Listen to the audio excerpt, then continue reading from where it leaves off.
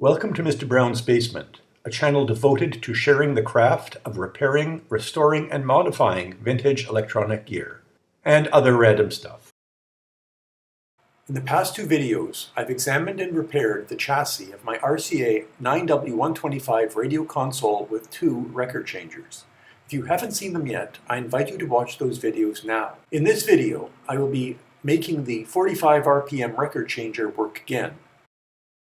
This is an RCA model RP-168. It only plays 45 RPM records, having a spindle that only fits 45s, and no way to adjust the speed. Other than being very, very dusty, I noticed that the reject lever, which should move, is not able to. On the underside, someone has joined these wires with butt connectors.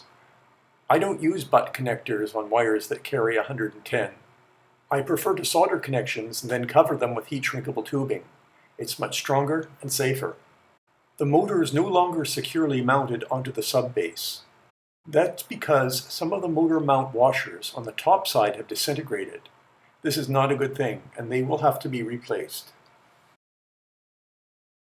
At the very least, all the linkages will require extensive lubrication, and where there is old lubricant that is hardened, it will have to be removed first. To get a better view of the motor and the rest of the mechanism, I need to remove the part that rotates the record. I call it a platter, but they call it a turntable assembly. It's done by removing the two screws that hold on the star gear. There are two C-clips that are underneath the star gear, a smaller one and a larger one. They both must be removed. With that done, you can drop out the platter and the mechanism that controls the dropping of the records. There are several different versions of this, and yours may not be exactly like mine. My platter is a 940-489. It's important to make note in case you need to source replacement parts. You're going to remove two screws that hold on a plate. Underneath the plate are a couple of flat washers sandwiching a ball bearing washer. Again, yours may vary from mine and may not have this arrangement at all. Remove the two long screws. This will release the colored cap. Under the cap will be a pair of shelves and a pair of knives, which must be able to move in and out alternately as you rotate the inner rod. My inner rod wouldn't turn because knife shelf assemblies were completely seized by dried out lubricant. Though I could compress the shelves with my fingers, I couldn't get the inner rod to turn. These two knife and shelf assemblies do come out. You have to make sure that you don't lose that spring in between the two right there. The gears are supposed to lift out, and one did. That one did. So there's the separator in plastic and the knife on top and the gear below, and it fits onto a stud inside. The other one is frozen. It does not want to come out, at least not yet. The old lubricant must thoroughly be removed and replaced with new. If the rod can't rotate, then the star gear won't turn, and that may stall the whole mechanism. Before I could not turn the spindle, but now I can. And as you see, those two guides come out and retract at the same time. The only problem is that the blades that go on top, these things, are not going to go back in, which means I might lose a little functionality on this, but I don't think I can really worry about it right now. But anyway, at least this works when before there was no way it was going to turn at all. The next issue is this idler wheel.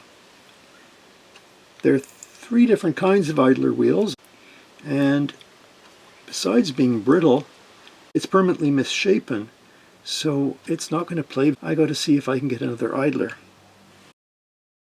There are grommets that were supposed to be here, but they have disintegrated.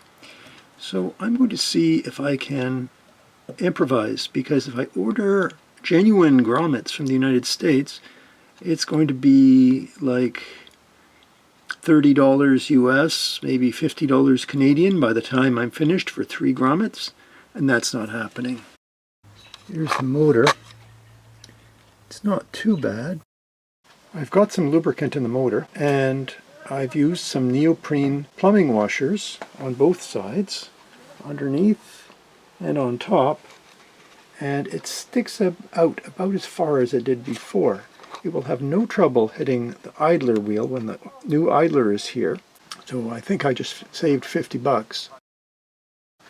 And as you can see, I put some lubricant on this piece. It needs to move freely, and it does. That's about all I can do until the new idler is here. The linkages seem to work. They will need a lot of cleaning and lubrication though. This one here, right over there, raises the tone arm. It's dampened with an air cylinder. And this linkage over here moves the tone arm back and forth. Timing of the arm lift, the arm return, and the shelf blade assemblies are ultimately all controlled by the cycling cam on the underside of the platter. This may be counterintuitive, but to get the arm out, unhook the spring from this spot over here, and then loosen off that screw, and then you can look at the arm like this. Here's the cartridge, 74067. The needle is replaced by unscrewing this little nut and sticking in the new one. I'm reluctant to look for a new stylus because the mount itself is made out of rubber and looks like it's deteriorating.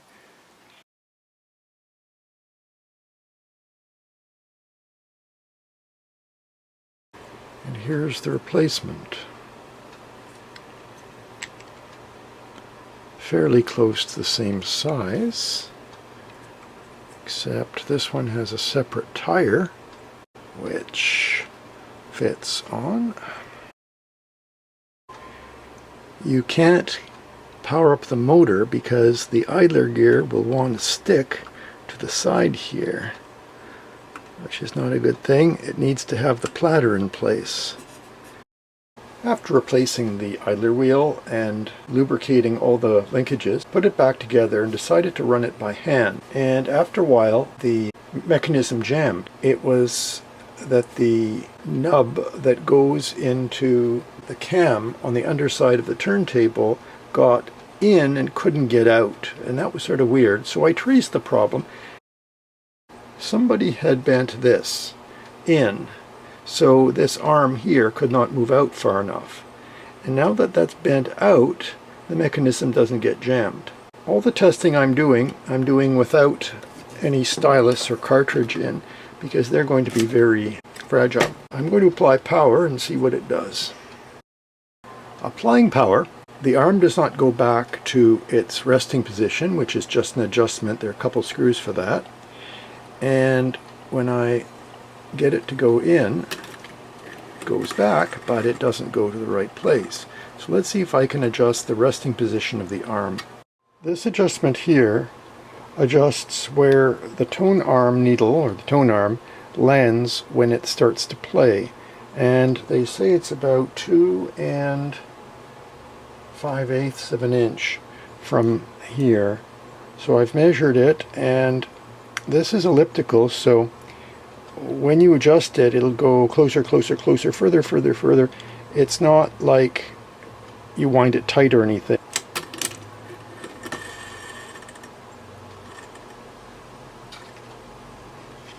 Loosen this off, and then you can adjust where the mechanism first begins to move the arm. I've moved it so now the arm will want to go there rather than want to go there.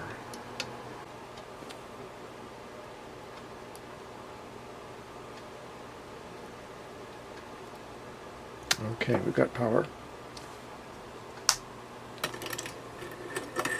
It lands, It plays until it reaches the end, and then it starts again. What you really can't see is that it drops another record over here. So again, it goes to the middle, and then it drops another record, except it won't drop another record because I have left the blades out of this, or it'll drop a whole bunch. It won't drop one and then another and another until it finishes a stack. The reject lever, which is right over there, does the same thing.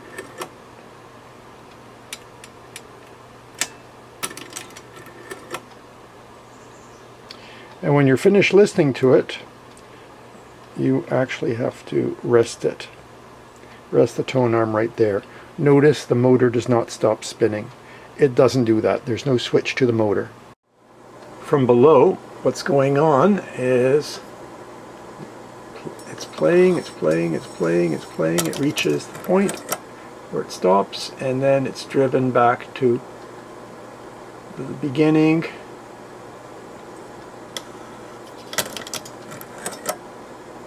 And if I hit the reject lever,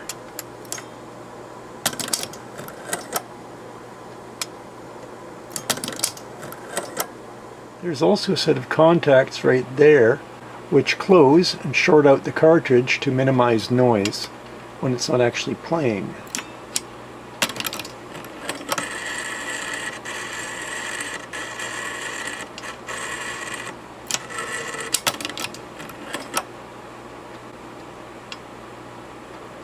So it shorts out right now, and it's unshorted.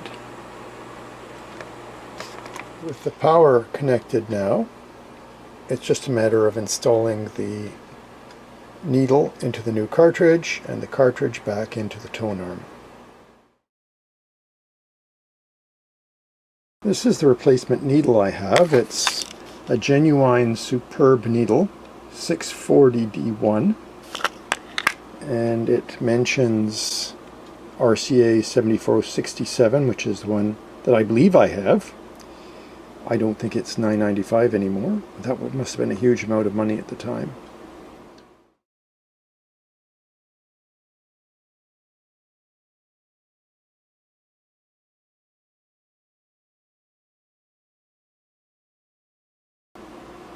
There's the arm out with the new stylus installed.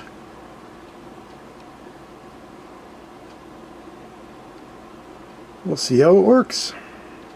All back together with the new stylus, and time to reinstall. This is the perfect use for my copy of The Peaches. We Care About What You Hear from Radio Shack, about 1975.